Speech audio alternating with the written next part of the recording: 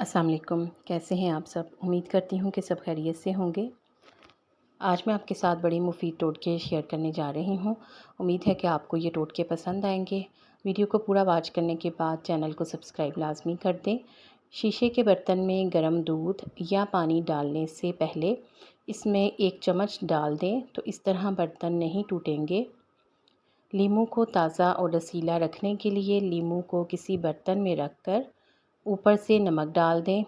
लीमू ताज़ा रहेंगे। आजकल तो वैसे भी लीमू का बहुत इस्तेमाल हो रहा है। अगर चावल उबालते हुए ज़्यादा उबल जाएं और नरम हो जाएं तो इनका गर्म पानी निचोड़ने के बाद इनके ऊपर ठंडा पानी डाल दें, फिर इनको निचोड़ लें। चावल सख्त हो जाएंगे। आमतौर पर ऐसा बिरयानी के लिए चावल उबालते वक्त हो जाता है, तो आप इस टोटके का इस्तेमाल कर सकती हैं। और चावलों को अलग अलग रखने के लिए इनको उबालने के बाद इनमें 1 चम्मच घी डाल दें और चावलों में नींबू का रस डालने से भी चावल सफ़ेद और खुश जायका हो जाएंगे। नींबू का रस डालने से भी चावल नहीं टूटते। अगर हलीम पकाते हुए हलीम नीचे लगने लगे और इसमें जलने की बू भी आने लगे तो हलीम में थोड़ा सा आटा पानी में घोलकर मिला दें। जलने की बू ख़त्म हो जाएगी और लज़्ज़त भी दुबाला हो जाएगी।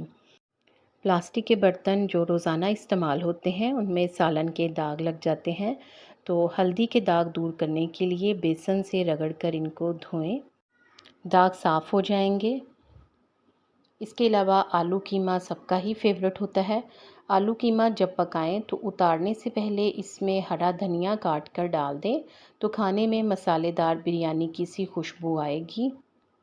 और पालक को पकाते वक्त 1 खाने का चम्मच सिरका डालने से पालक का रंग ख़राब नहीं होता। पालक का रंग ताज़ा ही रहता है और इसके जायके में भी कोई फ़र्क नहीं आता।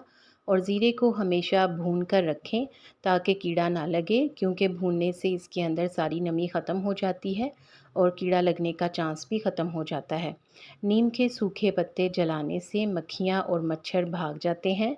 जिन बच्चों का कद ना बढ़ता हो इन्हें 3 खजूरें 1 गिलास दूध में पकाकर ग्राइंड करके जूस बनाकर दें और ये सुबह के वक्त आपने इनको देना है, तो इंशाल्लाह बच्चों का कद बढ़ने लगेगा। 1 गांठ हरा धनिया कूटकर या काट कर सलाद पर डालने से ब्लड प्रेशर कंट्रोल हो जाता है। ये बड़ी ज़बरदस्त टिप है।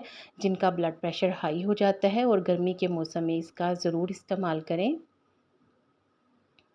अगर नींद ना आती हो तो खालिस बादाम का तेल 2 से 3 कतरे नाक में डालें, बहुत अच्छी नींद आएगी।